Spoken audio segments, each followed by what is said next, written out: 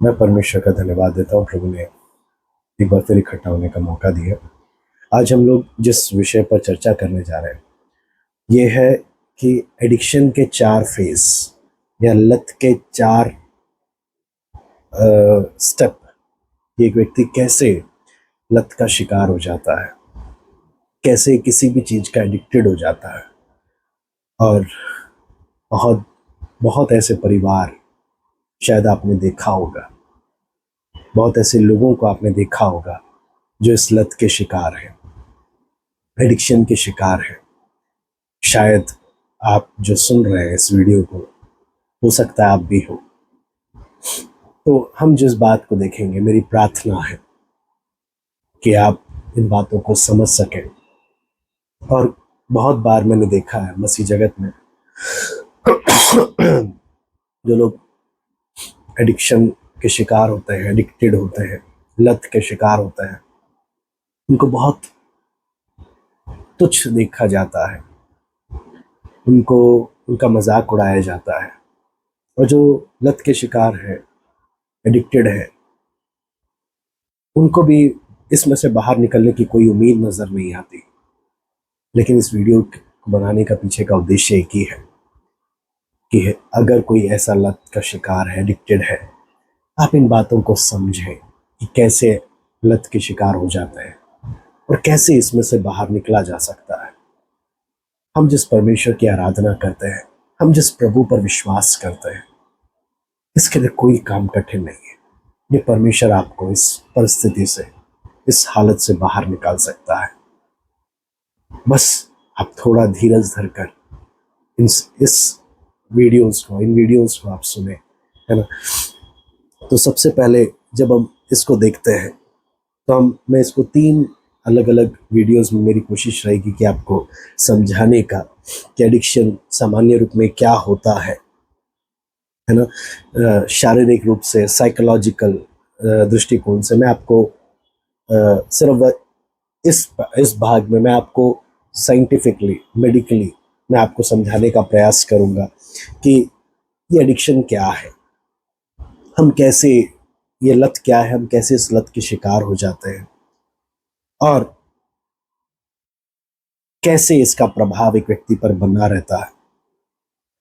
और आने वाले समय पर हम देखेंगे कि परमेश्वर का वचन इस एडिक्शन के विषय में क्या कहता है, इसके परिणाम के विषय में, और परमेश्वर कैसे हमारी सहायता करता है कि हम इससे बचे, है ना। और यदि आप इसमें जकड़े हुए हैं तो कैसे इसमें से निकले। तो ये एक जानकारी भी है और एक चेतावनी भी है। तो मैं इस पर रिसर्च करने के द्वारा मैं कुछ बातें आपके सामने रखूंगा ताकि हम समझ सके कि कैसे ये एडिक्शन, ये लत लोगों के जीवन को कंट्रोल करता है और कैसे ये बर्बाद कर देता है ना। तो ये हमारे लिए चेतावनी के रूप में है। एडिक्शन जब हम देखते हैं, कई सालों से इस पे रिसर्च किया गया कि क्यों एक व्यक्ति लत का शिकार हो जाता है और हर इंसान पर इसका किस प्रकार से प्रभाव पड़ता है।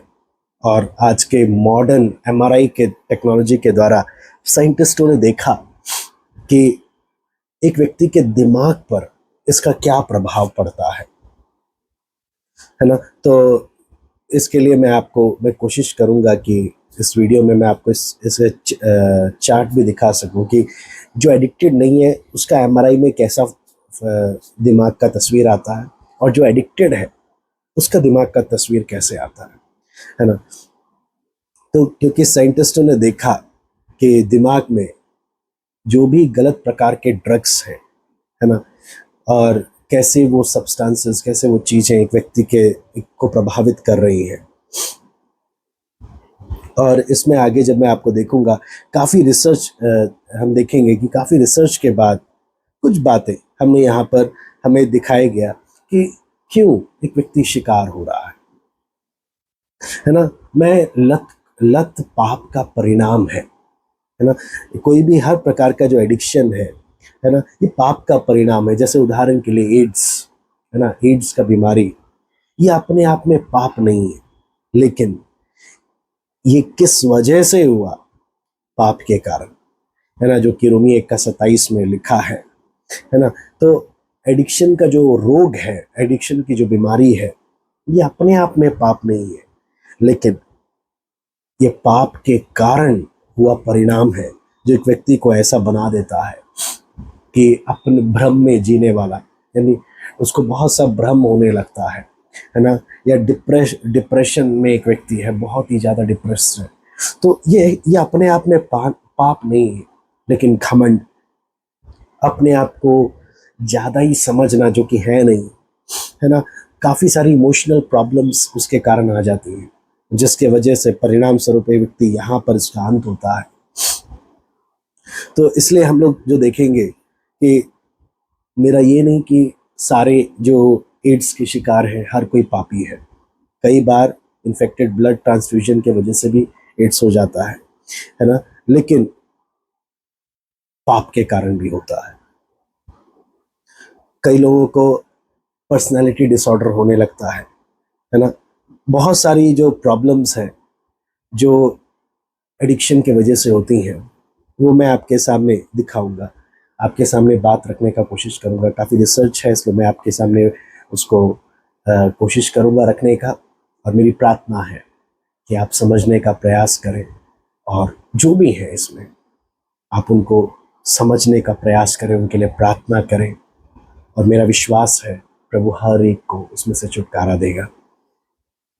तो जब सवाल आता है हम कैसे एडिक्टेड हो जाते हैं, हम कैसे लत के शिकार हो जाते हैं, तो फेस 1, पहला जो फेस होता है वो है मूड स्विंग को समझना।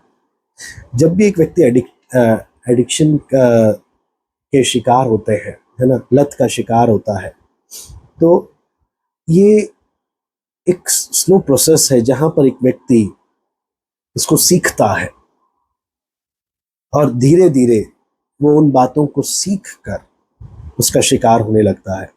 अब उदाहरण के लिए आप अगर दिमाग का स्कैन देखेंगे, मैं आपको दिखाने का कोशिश करूंगा कि एक कुछ प्रकार का केमिकल्स होते हैं दिमाग में जो यूफोरिया के नाम से जाने जाते हैं, है ना। तो वो दिमाग में रिलीज होता है, प्रोड्यूस होता है। यूफोरिया एक फीलिंग है, एक भावना है जो मन को क्या बोलते हैं, शांत कर देता है, सुकून देता है, और नेचुरल या स्वाभाविक फीलिंग से बढ़कर होता है ना। बहुत ही बोले तो जो भी उसमें होता है, जिन्होंने भी इसके बारे में बताया, उन्हें बहुत खुश हो जाते हैं, बहुत सुकून उन्हें मिलता है, बहुत एक्साइटेड हो जाते हैं, बहुत ही कॉन्फिडेंट हो जाते हैं, और ये फीलिंग बहुत ही रियल रहता है, बहुत ही असली में वास्तविक रहता है। लेकिन एमआरआई में हम देख सकते हैं कि दिमाग पे इसका क्या असर पड़ता है। ये जो प्रकार का पदार्थ एक व्यक्ति ले रहा है, चाहे वो दारू हो, चाहे सिगरेट हो, चाहे किसी भी प्रकार की लत में फंसने वाली चीजें हो, तो उससे दिमाग पे क्या असर पड़ता है ना। और एमआरआई में वो बिल्कुल साफ साफ दिखाई देता है कि कैसे वो दिमाग को प्रभावित करने लगता है। और यूफोरिया जो एक बहुत अच्छा फीलिंग लेकर आता है, दूसरा पॉइंट आता है कि किस हद तक यूफोरिया अंदर दिमाग में रिलीज हो रहा है, ये केमिकल बन रहा है। बहुत ही ज़्यादा जब होने लगता है तो एक व्यक्ति की हालत बहुत बिगड़ जाती है, वो बीमार भी हो जाता है। बहुत कम रिलीज कर रहा है तो कुछ खास फर्क नहीं पड़ता। लेकिन पहले फेस में जो बातें सीखी जाती है वो क्या है कि एक व्यक्ति इन केमिकल्स पर, इन नशीली चीज़ों पर, ये एडिक्शन की जो चीज़ें हैं, इस पर वो भरोसा करने लग जाता है कि हाँ, मैं जब भी परेशान हूँ अगर मैं इसको लूँगा तो मुझे बहुत अच्छा महसूस होगा। और धीरे धीरे धीरे धीरे इसे लेते लेते लेते लेते उसके दिमाग में वो सीख जाता है, माइंड में वो बैठ जाता है कि जब भी वो टेंशन में है या जो भी मूड उसका बन रहा है, इसको लेंगे तो बहुत अच्छा लगेगा, बहुत सुकून मिलेगा। और वो ऐसी फीलिंग को पाने के लिए वो व्यक्ति लेता ही रहता है, और लेते लेते लेते लेते अगर पॉसिबल हुआ चार्ट दिखाने का, नहीं तो मैं कोशिश करूंगा उसे डिस्क्रिप्शन में लिंक उसका देने का, कि पहले फेज में उस व्यक्ति के साथ क्या अनुभव उसको हो रहा होता है ना। कि जब आप लेफ्ट साइड में देखेंगे तो उसको दर्द हो रहा है, लेकिन राइट साइड में जैसे ही यूफोरिया रिलीज हो रहा है उसको बहुत अच्छा लग रहा है ना। तो लेकिन जब हम आगे देखते हैं, शुरुआत में जब एक व्यक्ति, उदाहरण के लिए मैं आपको बताऊं कि जब एक व्यक्ति को डॉक्टर भी जब बहुत दर्द हो रहा होता है या कोई ऑपरेशन कर रहे होते हैं तो उसको क्या देते हैं, पेन के टाइम में पेन किलर देते हैं ताकि उसको ज़्यादा दर्द ना हो, सहनीय हो जाए, है ना, उसका दर्द को कम करने के लिए। लेकिन पेन किलर जैसे ही वो बंदा ठीक हो जाए, दर्द उसका खत्म हो जाए, उसको छोड़ देना चाहिए, पेन किलर डॉक्टर्स बोलते हैं। लेकिन अगर पेन किलर बहुत एडिक्टिव होते हैं, अगर एक व्यक्ति नहीं छोड़ता फिर भी लेता रहता है अच्छा फील करने के लिए, तो उसको उसका लत लग सकता है और वो बहुत डेंजरस हो जाता है। जब ऑपरेशन है, जब दर्द है, उस टाइम ही पेन किलर देता है, तब वो सिर्फ दर्द को कम करता है। लेकिन क्या होता है कि एक व्यक्ति को जब ये सीख जाता है कि हाँ, ये केमिकल या ये चीज़ लेने से मुझे सुकून मिल जाएगा, मन को अच्छा लगेगा, अच्छी फीलिंग पाने के लिए, जब माइंड, दिमाग उस पर भरोसा करने लग जाता है, एक व्यक्ति उस लत की तरफ, उसका पहला स्टेप हो जाता है। दूसरा स्टेप हो जाता है कि एक व्यक्ति अपने मूड के लिए, है ना, पूरा ही जब उसने सीख लिया कि मुझे इस केमिकल से मुझे अच्छा लगेगा, तो यह प्रोग्रेस करने लग जाता है। प्रोग्रेस बोलने का मतलब ये क्या करने लग जाता है, ये और भी ज्यादा इसको लेने लग जाता है ना। दूसरे स्टेज में क्या है, अब वो मूड पहले तो लिया था, शुरू में अच्छा लगा, लेता रहा, अच्छा लग रहा है, अब ये उसकी तलाश कर रहा है कि मुझे चाहिए, है ना, ताकि मुझे और अच्छा लगे करके ये ढूंढ रहा है, ढूंढते हुए उसको जा रहा है। तीसरा स्टेज आता है, ये इस पर अब डिपेंडेंट हो गया। डिपेंडेंट होने का मतलब क्या है कि जब एक व्यक्ति फर्स्ट फेज को, सेकंड फेज को पार करता है तो वो थर्ड फेज पे पहुंच जाता है। थर्ड फेज पे पहुंचने का मतलब है अब ये पूरा डिपेंडेंट हो गया है।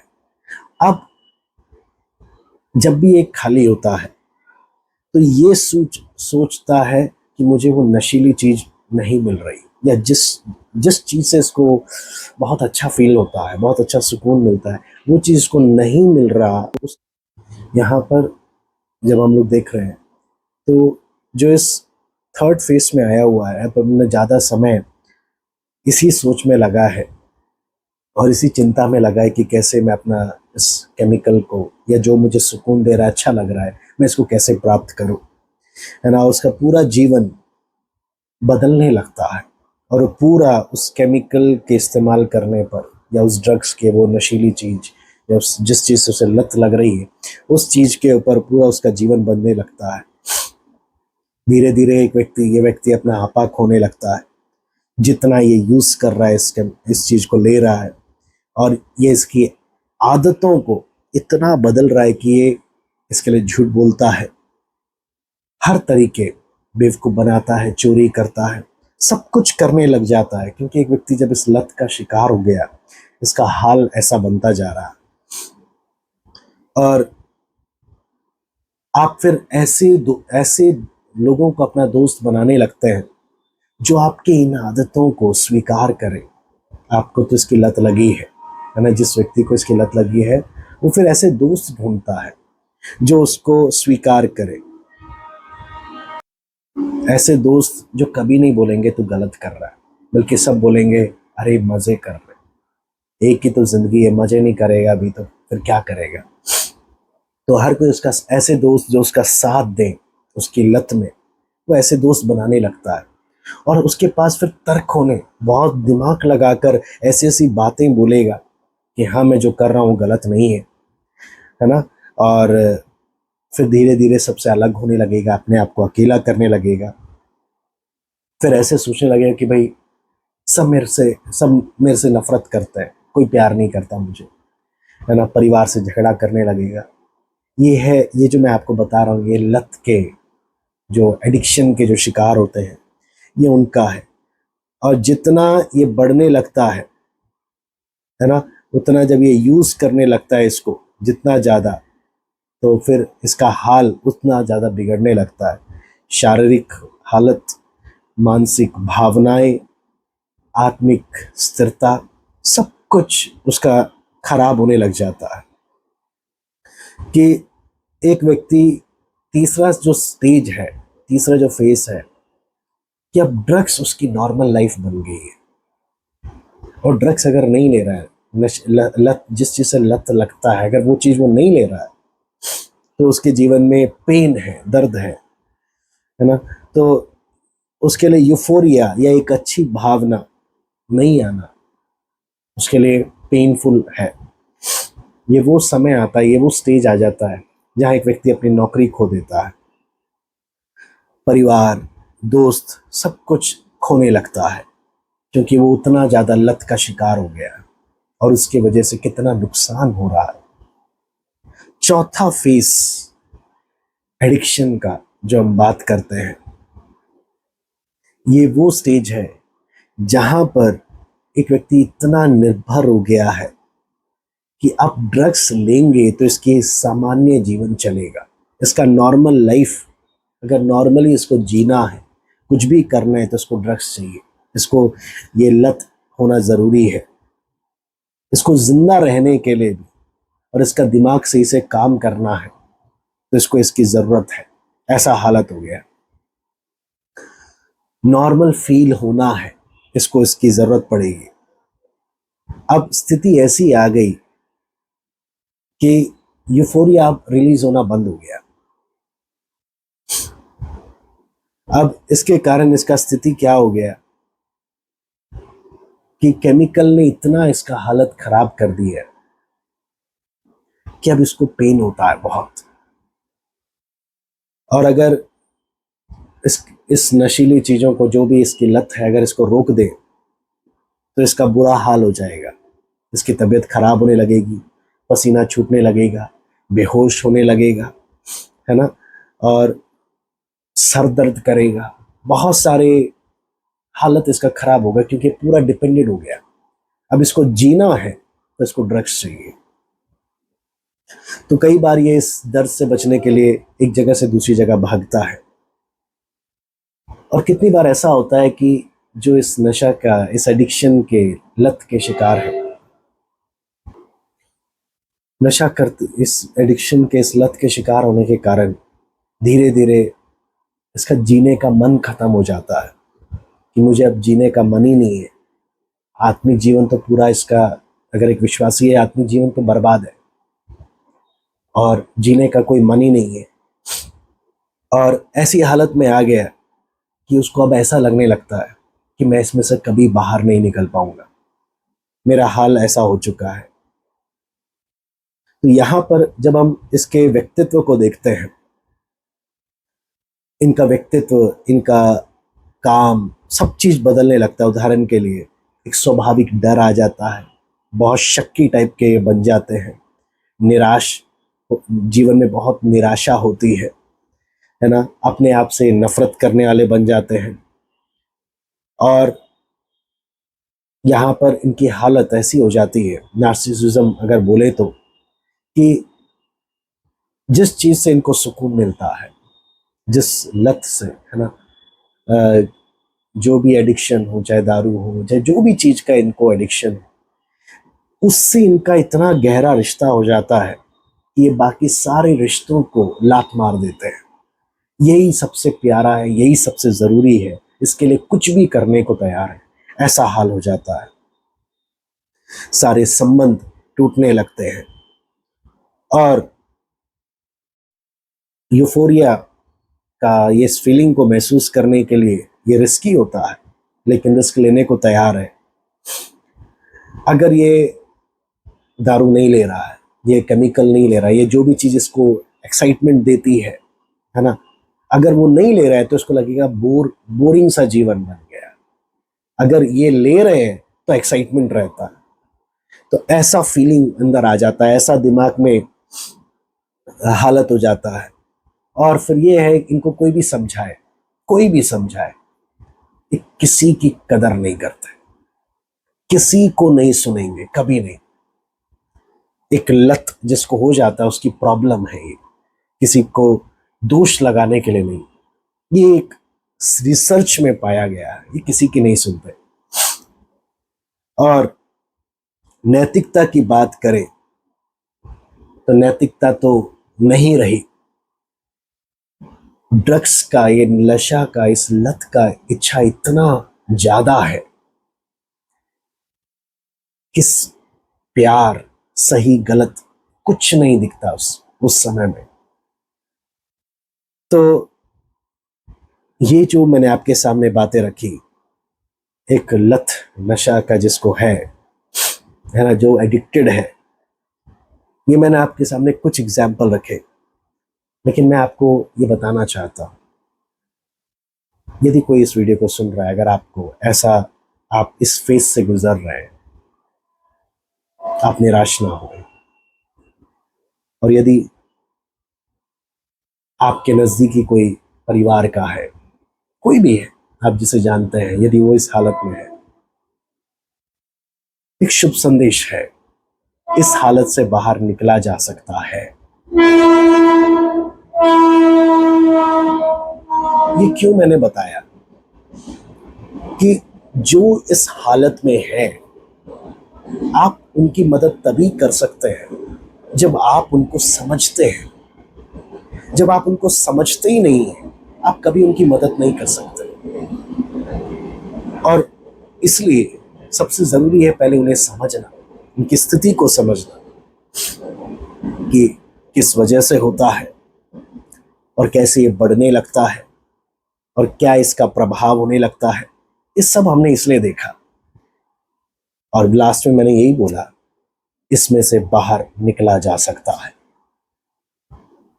मरना जरूरी नहीं है, शैतान के चाल में ना फंसे और प्रार्थना करें। आप जिसको भी जानते हैं, यदि आप हैं, आप इसमें से निकल सकते हैं। मैं प्रार्थना करता हूँ, प्रार्थना करके हम समाप्त करते हैं। अगले वीडियो में मैं जरूर इसके आगे की बातें आपको बताऊंगा। स्वर्गीय पिता प्रभु जी, आपसे विनती प्रार्थना करते हैं प्रभु, आप जीवते परमेश्वर हैं। कोई ऐसी हालत में नहीं प्रभु, कोई इतने दलदल में इतना नहीं डूबा जिसे आप ना निकाल सके प्रभु। मौत को आपने पराजित किया। जो निराश में है, जो अंधकार में है प्रभु, उन पर आपकी ज्योति चमकी है प्रभु। आज जो भी अंधकार में है, जो भी जिस हालत में है प्रभु पिता, उन्हें उसमें से बाहर निकाल। जैसे हम नलायकों पर आपने दया करी प्रभु, प्रभु उन पर भी आप दया करें, आप बात करें, आप जीवन में काम करें। धन्यवाद देते सभी बात के लिए, सराध और महिमा केवल हम आपको देते हैं। प्रार्थना प्रभु यीशु मसीह के नाम से, आमीन।